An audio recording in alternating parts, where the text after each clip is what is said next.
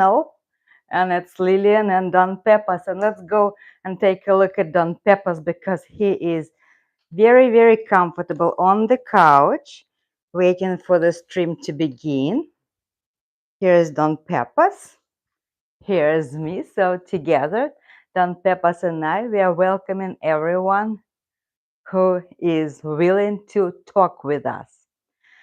Well, we are in Central California, and mid-September, it's normally one of the best weather that we are having here in California. And today is a gorgeous day.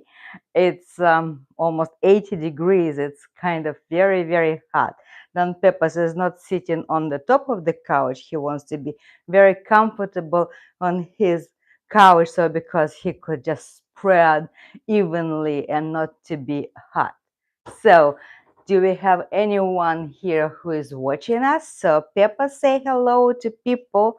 We are live. It's 3 p.m. in Central Coast, California. And Don Pepas and I, we are really looking forward to our guests. Okay, Pipusia is here. We're going to do it even lower. And so far, Pepachka, can you imagine so far it's just me and you? Me and you, and no one else. Huh, how interesting. Pipusia.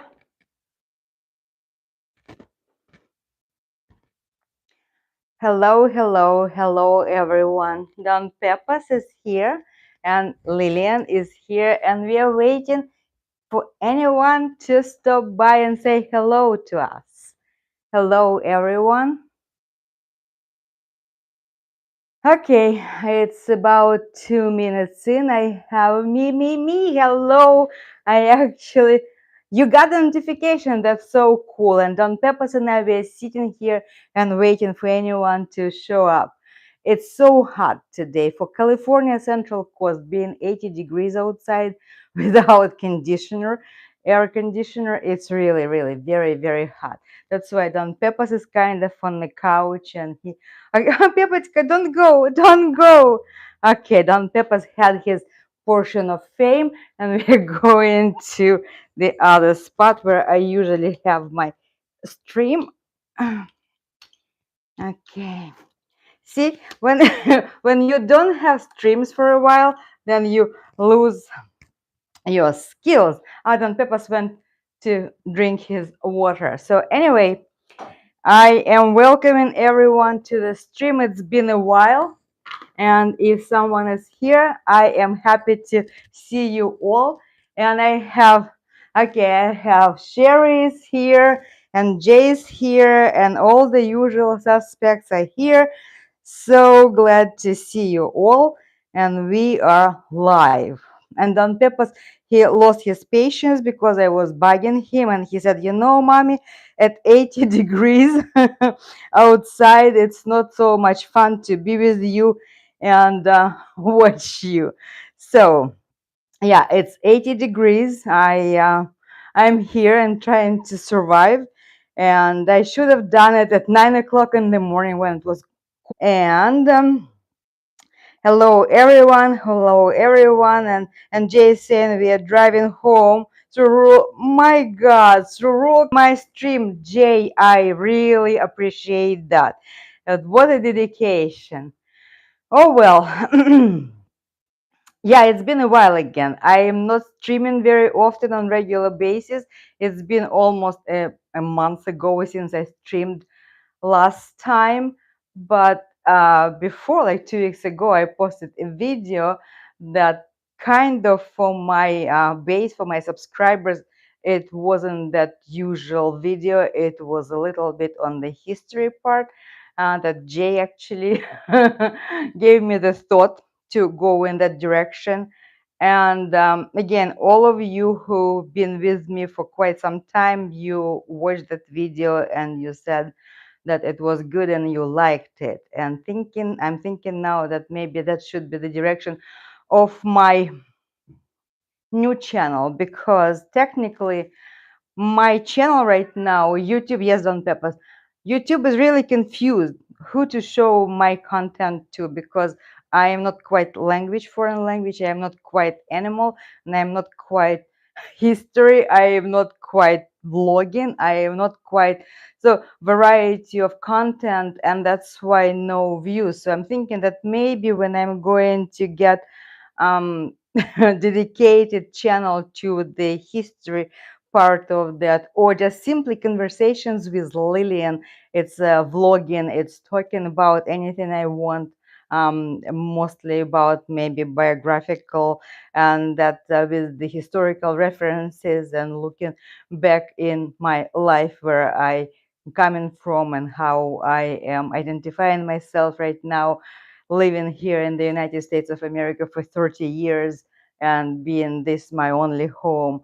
And so lots and lots of interesting things that come to my mind and how the channel is going to develop. But meanwhile, again, I am not quite 100% back to normal health-wise.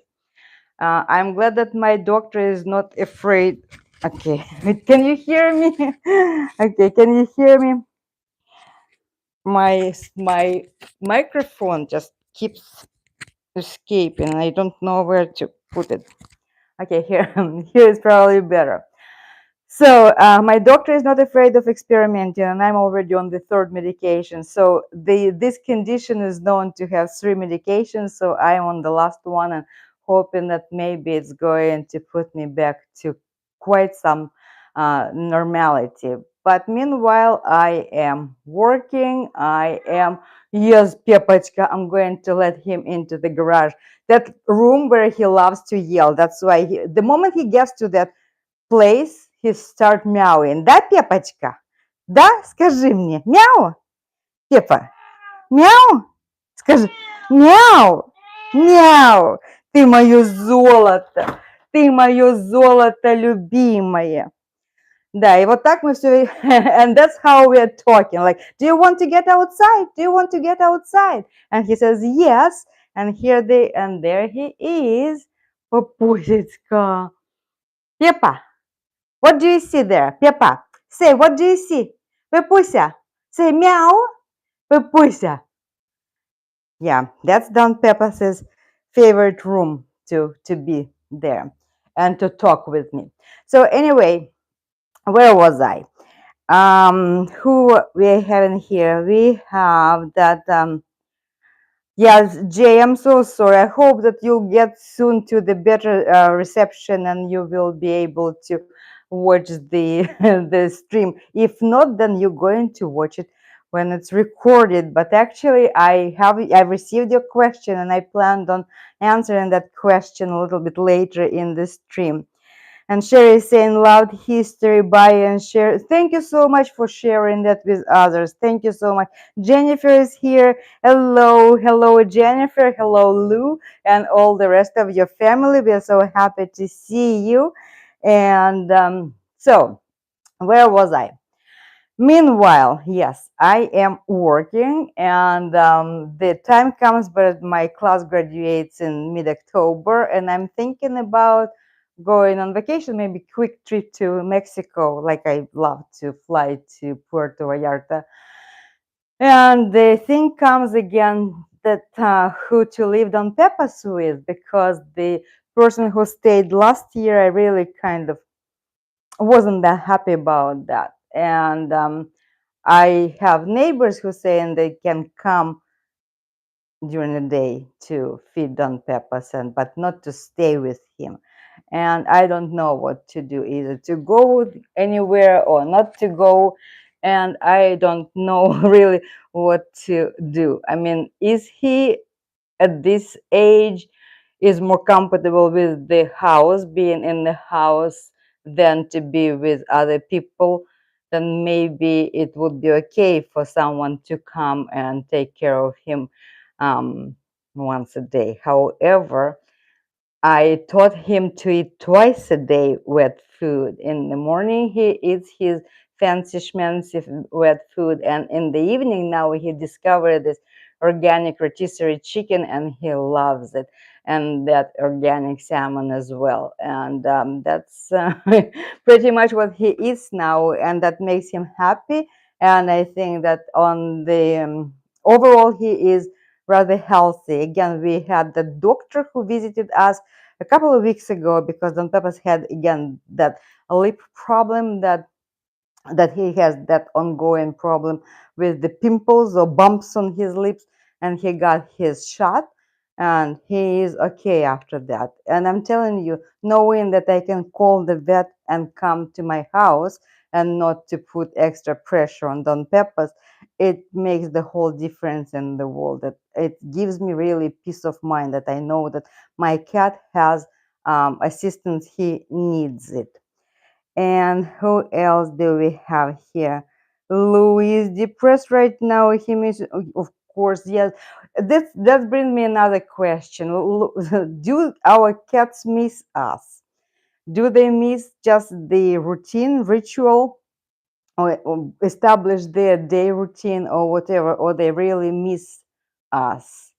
And when we personify our people, our furry babies, we think that they're missing us. But some vets saying that no, as long as they're in safety, their own home, they have their food, they're comfortable, they have their water, and they could be okay. But I don't know whether I'm going to have my peace of mind, because if I'm away and he's here by himself, so I'm contemplating just taking 2 weeks of vacation and stay here if I don't find anyone to help me with Don Peppers. That's my dilemma. So I am now tied to my home and I'm not traveling anywhere. And maybe it's good. Maybe I really had to get stronger a little bit before I travel somewhere. And so maybe that's meant to be. I don't know.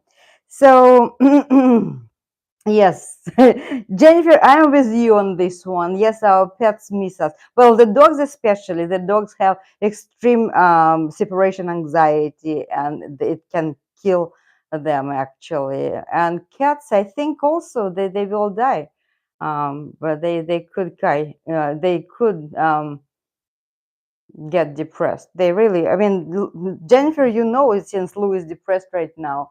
And yeah, they have their humans, and then something changes. They think, oh my God, what are we going to do? So they abandoned us. Everyone abandoned us. So some people are saying that this they are worried about us as their resource base, because they know that they depend on us, and if we are out of sight, then they are worrying about running out of the resources and dying. So, and that of course each organism is preoccupied with the longevity and prolonging its life, and that's why kind of. But again, I love to think that Don Peppers misses me when I am away. That pussy, he came back. So yes, that's where I am right now in life. So, how was your summer? You see, we are in the fall now, and the fall is it's end of August. I mean September. Look, it's the 20th of September today.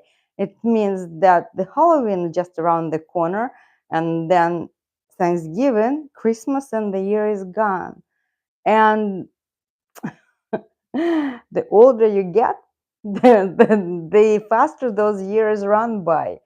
And for some reason, it feels the speed of the year, it's you can touch it, you can feel it as when all these fall holidays start. Like all of a sudden it's summer and so nice, and people it's kind of carefree, they fly in vacations, the kids are not in school, and everyone is having fun. And then oops, the fall is here, oops, and Thanksgiving, and you're getting together at the table and you're talking to your loved ones, and another year gone by. Yes, I know. And actually, since I'm working with young people and I'm looking at them, they are It's interesting to watch them to unfold their lives being unfold in front of them. And at some, I mean, I'm very excited for them. And then I'm thinking, would I want to go through this all over again, like being that young and being that young, maybe unexperienced, and getting experienced all over again? I don't know. So it's interesting. I think I told you that how I met Sasha and Masha, because they live in Penza, and my childhood friend and her husband, they live in Penza. And she has a grandson who was studying English. And for 5 years, I was teaching him English over the phone, over the messengers, video messengers. And this year he graduated from high school, and English his was like he scored 98 out of 100. So that was my pride that we did such a good job learning language with him. And so Penza, it's 600 kilometers from Moscow. So Moscow is here and Penza is down south. And he, of course, he entered at the university in Moscow. And yesterday we had our conversation after he already graduated and entered to the university. He moved out of the house. He went to the university, and I was looking at him and thinking, like, I know you since he was a baby. Actually, I was in Russia in 2007 when I met his mom, because my my girlfriend's son, he brought his wife, I mean the wife to be, to the house to meet the parents, and she was already pregnant, and that boy was actually in mom's tummy. And I said, I know you since since you were not even out yet. That's how long I know you. And I was looking at him yesterday, tall, young, handsome boy, young man with the entire life in front of him. And I don't know, we live in such a tumultuous times right now. I don't know. It's it's happiness, it's the optimism of the youth, and the wisdom of the knowledge of my age, of people, and with all the events that take place around us right now, I don't know, don't what or what even. Sure, I'm happy for them. I'm happy for young people who start their lives, but what an what a world we kind of given them, not entirely at our fault. So anyway, again, I'm starting philosophy. I was thinking maybe my other channel should be named My Philosophy, because I just love to start talking and talking, and then my thought is taking me somewhere else.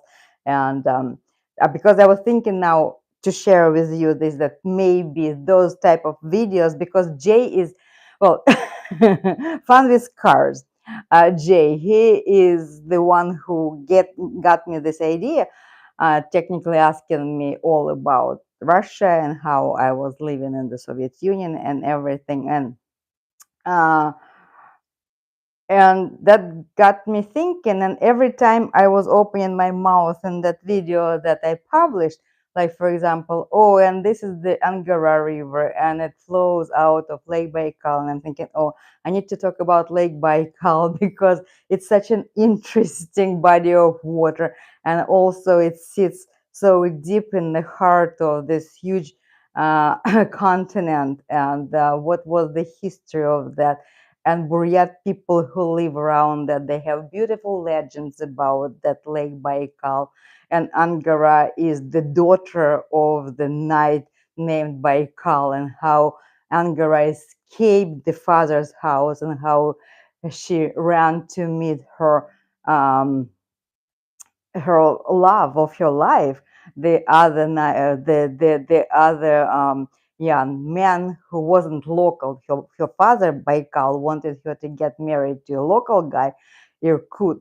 But she said, no, I'm going to Yenisei. And she ran away and she went up north and met that huge river where you all watch Luna and Venza running by because they live on that other mighty Siberian river. And we were talking about those rivers, and it's a whole fascinating topic also. And then when I was talking about the trains, the train travel, it's another story. And then the Stalingrad Volgograd, and they have a huge monument that commemorating the Stalingrad, the Battle of Stalingrad, that was the pivotal battle of the Second World War. So many things actually to talk. So the moment you start talking, then one thing comes after another, and then my thoughts go in all directions. And though Jay, I'm going to say to tell, it's not a known fact, but we do call each other from time to time and talk about our YouTube things because Jay is also a YouTuber. And mostly he is very patient with me, listening to me talking about Russia and history. And once he said, but that Stalin guy and that Katyn, he had so many people killed. And I'm like, no, that's not true, and whatever. and and he's still waiting for me to send him proof of my side of the story. Actually, I was sitting and working, thinking about that. So again, the Russia, the Soviet history is so controversial from the point of view, political point of view, because here in the West, the people mostly take that as negative because that's what was profiled all the time, was just brought to them, and then understanding that it was alive, yeah, and it was just normal people living there in that country also, and just the way to conduct economy was different, and that lied on the ideologically of Marxism, Leninism, and the who owns the means of production. That's pretty much, that was the difference, and the way how you look at that, and that's that's the controversy. But when we stop talking about the politics, again, I'm not talking about politics. You see, the politics now is such an explosive issue, especially with the past few weeks here in this country. I'm not even touching that. My students wrote the feedback saying that sometimes she just misses controversial topics and continues to the next ones. Yeah, because I do have different opinion from the generally accepted in the Western media, but it's not politics. The channel is not about politics. And also, one of the videos probably I will be talking about, yes, that even in my place where I work, I have lots of people who came of my age, who came from the former Soviet Union, from all republics, from Ukraine, from Moldova, from Uzbekistan, from Tajikistan, from Belarus, and they all from that country, and even from Russia, different people. And one of my colleagues, she said that, technically everyone has his or her own Soviet Union and the history and the memories that they carry with them about that country. And so some of them who came here and got into this mainstream rhetoric, they just saying, yeah, everything was bad, everything was so horrible, and everything was bad, bad, bad. But when you forget about this bad, bad, bad, and then you step back and take a look from the social structure, so those people who came here from the Soviet Union, what did they bring with them? They brought their education that they got for free.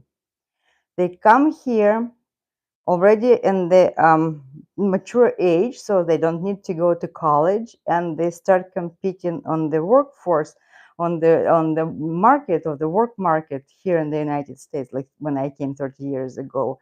and they have their education, and they don't have debt for that education because it was given for free to them. So one plus. Then they came here, they were very healthy because they had all the vaccines, they had all the good care, health care, and it was free also. Now they complaining about healthcare here, and we all know the problems with healthcare. Those of us who don't have insurance, this is horrible, horrible, horrible thing. And even if you have insurance, like in my case, I cannot find a good endocrinologist. I had to wait a year before I get to that doctor. So education, healthcare, and then housing. No one grew up on the street when they were growing up in Russia. So everyone had an apartment. And they came to this country from the Soviet Union actually provided them with the conditions to thrive. So the initial jump in life was so good.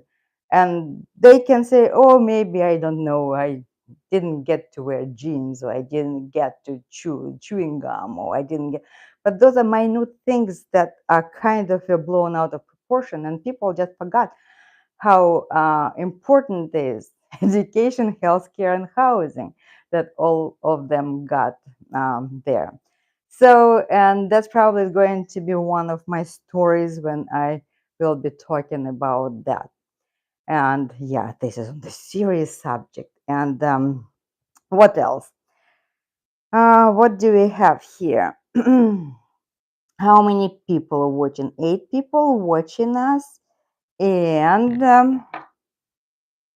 Um, I just can't wait to see Lou reaction when he comes home in 3 months.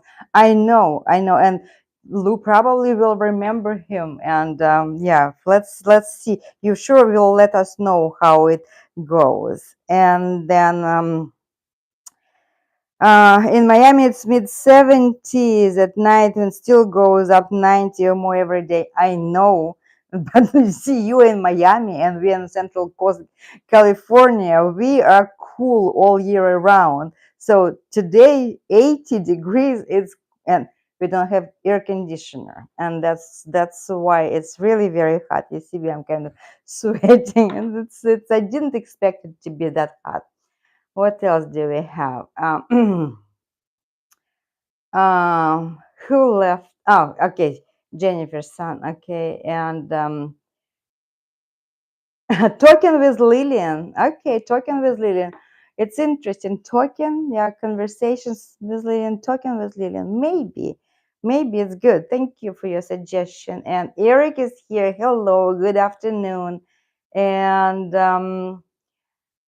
so lots of Russian people in St. Petersburg, Florida. Yes, actually Russian-speaking people, because sometimes you hear them speaking Russian, but they could be from Georgia, from Armenia, from Ukraine, from Belarus. Ukrainians now more and more speak Ukrainian because it's just um, the huge community of Ukrainians lived in Canada. They always spoke Ukrainian. Those who come from the Soviet, from Russia, from Russian part, and from the after the fall of the Soviet Union, most of them spoke Russian. Now, after the events of 2022, more and more Ukrainians refuse to speak Russian and they speak Ukrainian.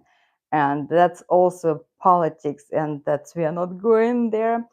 But yeah, if you hear some that people speak Russian, they could speak Russian, though I have wonderful friends from Kazakhstan. They also speak Russian. All of the former 15 republics, the Soviet republics, they, my age and a little bit younger people, they do speak Russian. Now, then we're going farther and farther away from 1991. Young generations, like especially the Middle Asia, the Central Asia, they're losing Russian. And I think Georgians also, youngsters, they lose Russian. Armenians, they lose Russian. Ukrainians, they will lose Russian for sure. Belarusians, they, since they're part of the Union State Russia and the Russian Federation and Belarus, they kind of allies, and they they speak Russian. And so Russian language is shrinking. And that's why when we are talking about channel to be mostly Russian language, I think that the interest in Russian language actually shrinking too. And it's in large part due to the, again, the international politics and everything what's going on in the world. And unfortunately we are where we are at this particular moment in life. And kind of, yeah, I don't know. So anyway, everyone had its own country. My country was very beautiful. I love to remember about it. I love to think back about it. And you know that video, and then I shared my pictures of my mom and my dad, and I do miss them. I lost them fairly early. My mom died when I was 27, and my father died when I was 29. And you know, in Russia there is a saying: when you lose the father, you're half orphan. When you lose the mother, you're orphan right away. So my mom, it turns out, she was a pivotal core that held the family of all the cousins, all the sisters, brothers, all the big. So she was matriarch. And when she died, the ties of the family started falling apart. My dad, as I say, that he lost a reason to leave. They were very close. And so when he, and it was again, remember, my mom died in 1992. The Soviet Union was laying in horrible shape. The hospitals were awful, no medicine. My mom had stroke, and it was really very hard even to find some medicine to take care of her.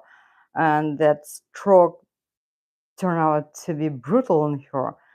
However, they pulled her out of that. 3 months it took them to do that, and she was kind of back to normal. But then the second stroke happened 4 months after she was released from the hospital, and she died instantly. And yeah, the hospitals were horrible. They were out of medicine. And when I'm telling this story to my fellow countrymen, and they saying, you see, you're telling this horrible story and you're still saying that it was a good country. So, well, when the country is falling apart and we're going to study, I am sure that historians are going to really identify the reasons of the fall of the Soviet Union and what happened, what led to that. And when the country infrastructure fails overnight, and of course not even medicine but food supply was also disrupted, everything, it was kind of horrible. And then my dad also, he was diagnosed with prostate cancer, and back then the state of medicine I just described to you. And he just said he probably gave up on living, and that's what it was. And so, and they died. My mom died in 92, dad died in 94, and I buried them. And I was working for an American company in Moscow back then, and they were closing their office, wrapping up, because the inflation, the company was from Scotts Valley, California, and they were trying to build a printer from Silicon Valley. They were trying to build the IBM prototype printer in Russia using Russian labor and Russian materials. But by the time they built the prototype, the inflation went up 2,000%, and the company said it wasn't feasible. And they started wrapping up their business and getting to the United States, back closing their office in Moscow. And I said that, please take me with you, because I am your office manager. I am your business manager. Could you please take me with you? And the president of the company went with me to the American embassy in Moscow. We got me a visa, and that's how burying my parents. I knew that technically I closed the door on my country there, had nothing else to look forward to. I was 29, and so I came to the United States and I landed at the Central Coast of California right away in San Francisco. Santa Cruz, actually, Santa Cruz, Scotts Valley area. And then I was working in Silicon Valley for 15 years, and then I got this job in Monterey. That's a very brief thing again out of my flashback. But what I'm saying that when people say, okay, you have such bad experience that you buried your parents relatively young, that in normal country, they would have been saved. I mean, the stroke right now is not the problem, because right now, when I hear a stroke, I remember my mom. My mom was killed by the stroke, and now people just keep living that. And I'm like, oh my God, stroke, stroke. And they say, well, stroke, what's the big deal? So they got attended early in time, so and almost no damage been done. And or the prostate cancer is almost also getting cured and everything. But yes, I lost my parents, and I came here, and I've been all by myself living life that that long. So anyway, Don Pepas got in my life in 2010 when I was traveling in Costa Rica, and he's been such a wonderful addition to my life. But again, you see, you when you established family, you're from this country, you have roots, you have family, you have Thanksgiving to go to someone, you have families, and you have friends, and you can travel leaving your pets with someone who you know. I, on the contrary, don't have anyone, and I don't have anyone to go to somebody house to do Thanksgiving. I love Thanksgiving, but Don Pepas and I, we are so used to do the holidays together, just the two of us, and I don't see anything sad about that, because it's just my life, and I it's my life. I don't know. I kind of you can't don't like your life. You live it the way you live it, and and when everything was going good, and my job and everything, and I was thinking that I'm stable, and I took Don Pepas on. He is 15, and now I would love to go somewhere, but because of Don Pepas, I can't go anywhere, because I really don't want to travel with him, to move somewhere, etc., etc. So it's very, very important to think about cats, or your pets when you're adopting, in terms of your life, where it's going to be. It's so good immediately to adopt this cute kitten, but that cute kitten, it's you giving him forever home, and it's 20 years. And I regret that Don Pepas doesn't have a company, but now everyone is saying, like, take another cat, take another cat. No, I can't. I don't want to, because I don't know what's going to happen in my life. And I'm so tired that my life is around Don Pepas, and I keep telling you that. And okay, let's see where you are. Okay, Olga Wolf from I am Puma. Uh-huh. Yeah, yeah, I know that Jay's been hanging out, and Sasha and Masha, and getting all the girls, knowing all of them. So she knows, I mean, he knows what they do and what they post in videos.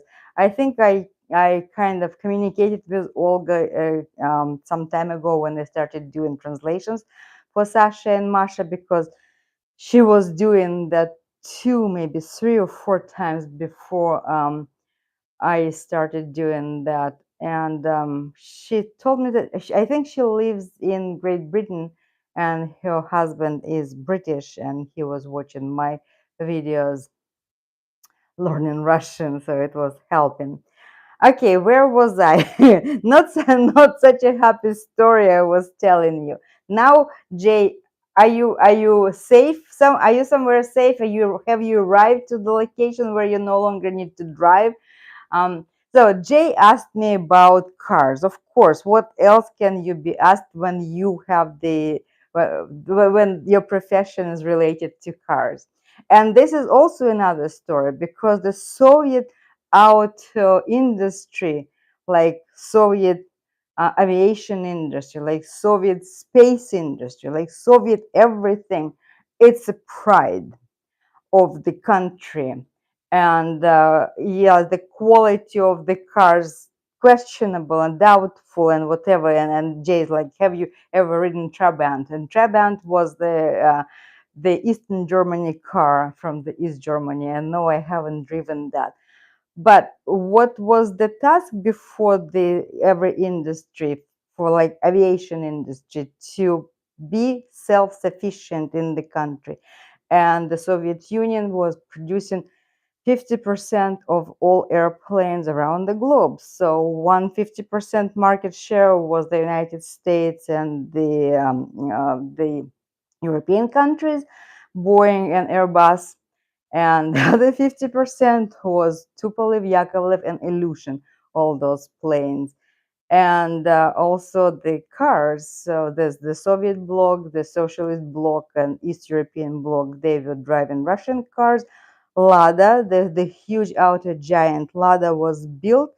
The Soviets bought the factory from Italians and Italian Fiat because it was easier to produce and it was not that expensive, and they managed to produce reliable cars, Soviet made, and it was called Lada, and it was different models, and even now that factory exists and they have Ladas right now. Of course, the prices is outrageous and the reliability also not good, and Russians saying that for the same money we can buy cheap European, I mean the more reliable but not um, um, the same amount of money cars, but from Europe. But it was before the 2022, and then you know that the 2022 everything was closed, the Russia was sanctioned, and the okay, when the 1991 the Soviet Union fell apart and the people came different in the government and saying like, we don't need to do any manufacturing plant facilities, we don't need to do any autoprom. We don't need anything. We're going to close everything, ruin everything, to deindustrialize the country because we're going to start buying. We'll start buying all the airplanes from America and from Europe. We're going to start buying all the cars in Europe or from America. We're going to do. We don't need our own industry, and they successfully ruined everything.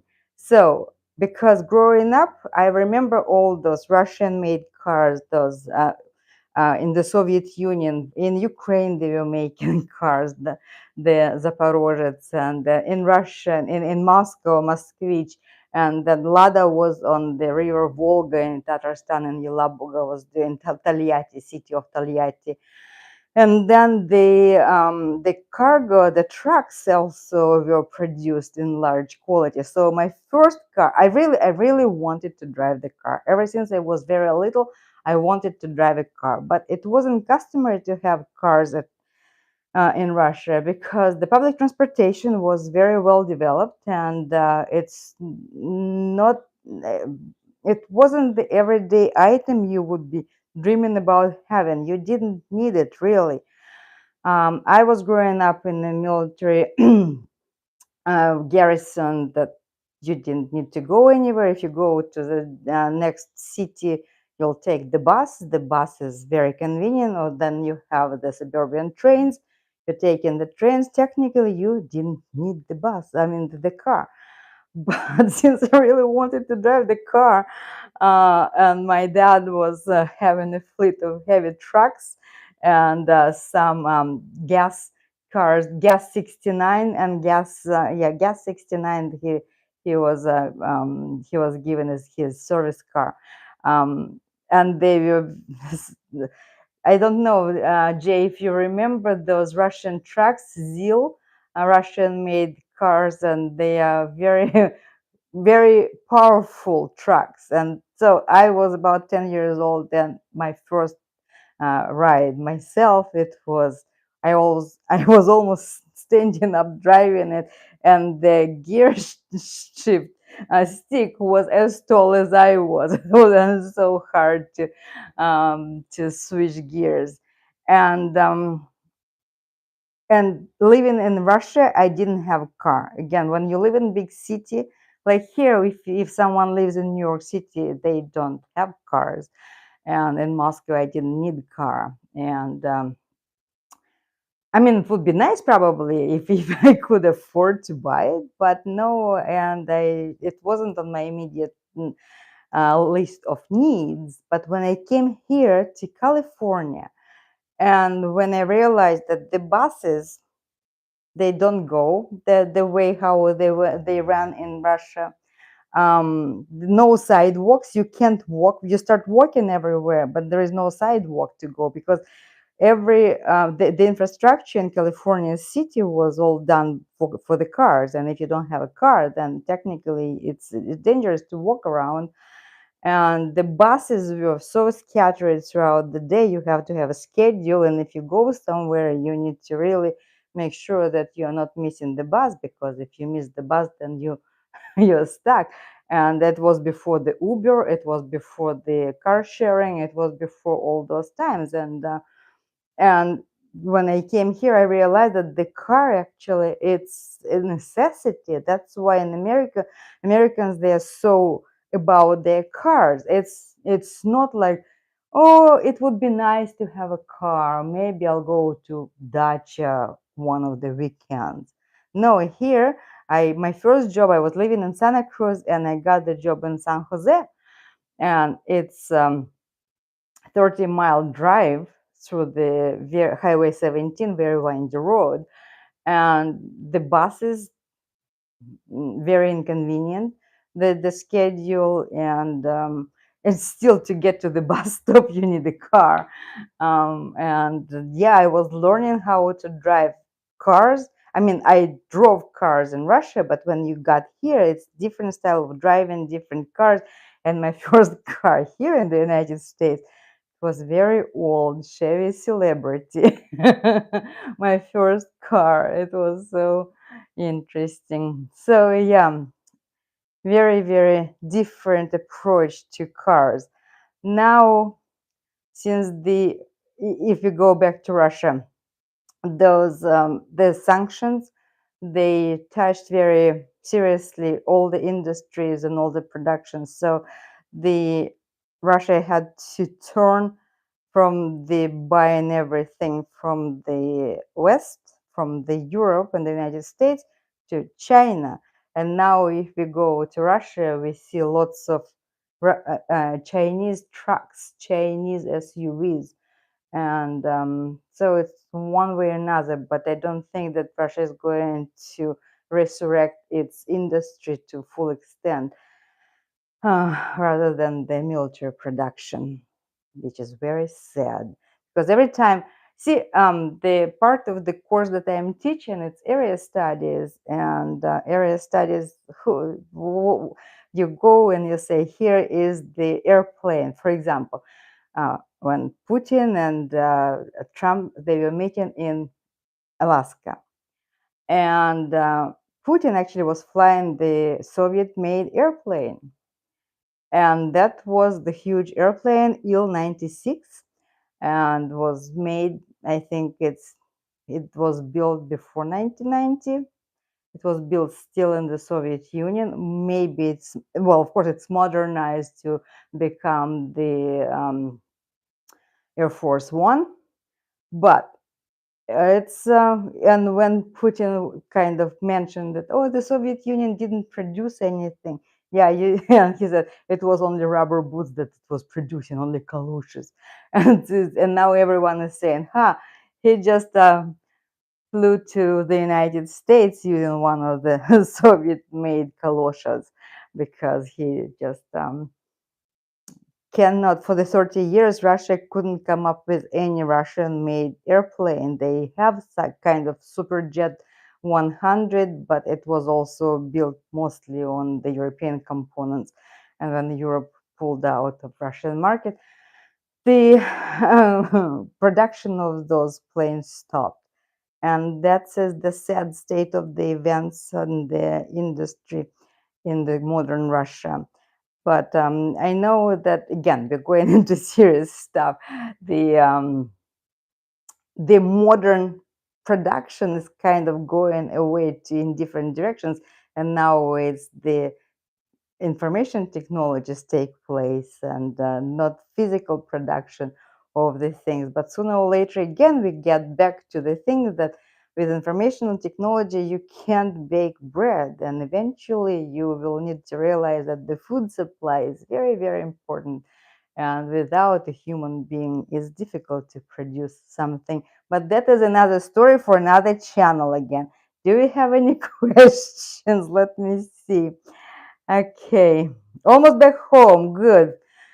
Jay, hope that you're safe. And yeah, you definitely don't need a car in New York City. That's true. Well, yeah, um, for that, I was watching the show when it was young. That show, the Sex in the City, and the girls were always gathering around the city and going and driving cabs left and right. And once they were decided to go out of town, they rented the car. So that's how kind of I know that the cars, you don't need the car over there. But I mean, when you live in New York City. And yeah, some people do have them and keep them in the garages to pull it out when, yeah, they need it. But mostly you don't need the car. Okay, so and yeah, I told you, I don't know, maybe I didn't. I did buy a new car. That's crazy stuff. You see, because when you get here, you get this bite of the consumerism, and it does work on you, saying that, oh, you need bigger car, you need better car, your car is still running, it's good, but you see, you need new car, and the new car, it's more expensive car, and then you have to continue working in order to be able to pay for it. So the new car is, that I was driving Cadillac XT5. It was 2019, and now of course I have Cadillac XT5 2025. What the difference people would say? It's still Cadillac and it's the same model. But as I told you, information technologies, they gone up so far, and it's a totally different experience when you're driving this smart car. Of course, I realize that it also could be hacked while you're driving. All those horror stories and horror movies when people driving and the car all of a sudden doesn't stop obeying you, and then you're being driven into the pole and you're dead on the road. But I'm not thinking about that so far. I'm enjoying my ride. I love my new wheels, and it's really very, very cool. But at the same time, I understand that I just follow the trends, and it's better to live whatever you can afford and not to go into the consumer debt. However, we are getting into the new holiday season very soon, and the commercials and TV will lure you into the stores. And now online, you can buy anything you want 24/7, and it's going to be delivered to you right at your service under your door. So, Mr. Patchworth, hello. Yeah, you're very welcome. Thank you for being here. Thank you for being here. And I really appreciate everyone that we are here, the 10 of us. I hope that the rest of you will join in when it's going to be posted as the video. It's so interesting. YouTube, it's an interesting entity. And I was doing streams very regularly, and I thought regularly, and I thought that I know now everything, how to start the stream and everything. But it's been a month since my last stream, and here I'm starting my stream, and it just again doesn't allow me to write the description, doesn't allow me to write the title. At least it allowed me to upload my thumbnail, and you're not looking at that round thing saying that Lillian, Russian with Lillian and Don Pepas is live. So that's the story. that the thing with YouTube, you never know how it's going to treat you, and this always changes in the background. And now you see, you all have crowns: crown number 1, crown number 2, crown number 3, and then also the big video, you have some option to shout out, to get some points. I have no idea what that is all about.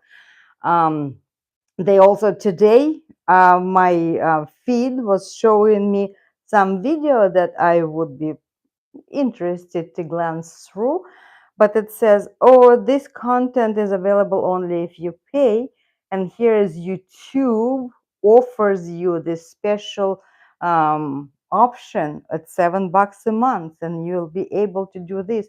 So YouTube is on its own now putting some videos into the category that going to be for money. So I don't know. I'm kind of haven't been following the trends. Probably I need to get on it and see what they're doing.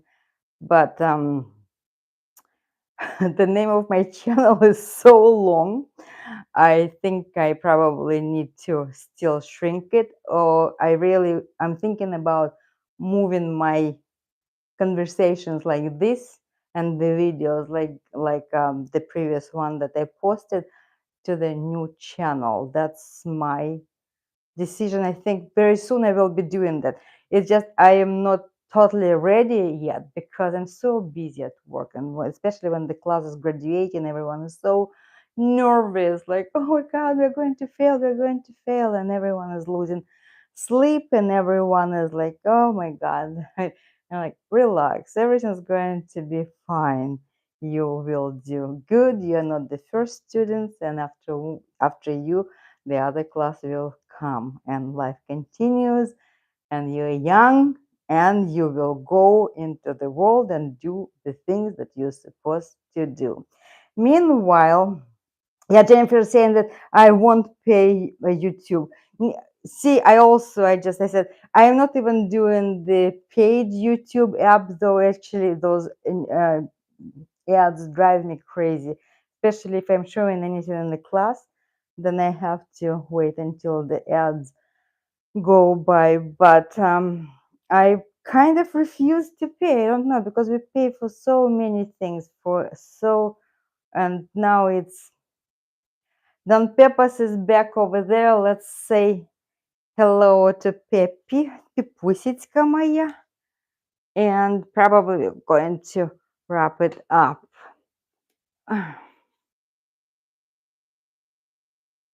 Пипуся, Пупусечка моя, Пепа, Пепуська, Пипусечка. Look at him. Мой зайчик любимый. Yeah, he's still skinny, but doctor says that it's okay. It's better for the cats at his age to be skinny than to be overweight. And he's skinny, and I'm calling him моя худинушка, Пепочка, моя худинушка, Пепусечка. Ты моя Пепусечка, ты моя котусечка. Yes, 15 years old. And we've been here together an hour. Thank you so much for everyone who were with us. Hello. Oh, Linda joined us. Hello, Linda. And we're about to wrap up. So I hope that all of you going to have wonderful, wonderful Saturday evening. I'm wishing you all the best of the things that can happen. And the fall season is upon us. And those of you who love fall, enjoy it. For all of you who are miserable as I am about the fall, then let's wait until the spring comes. And the holidays, that's actually what makes this season brighter and easier to take, at least for me, because I do love holidays. And thank you so much for being here. Eric J, Jennifer, Sherry, me. If I miss someone, please forgive me. And Jay, of course, I hope that you made home safely. And I'll see you very, very soon. Thank you for being here.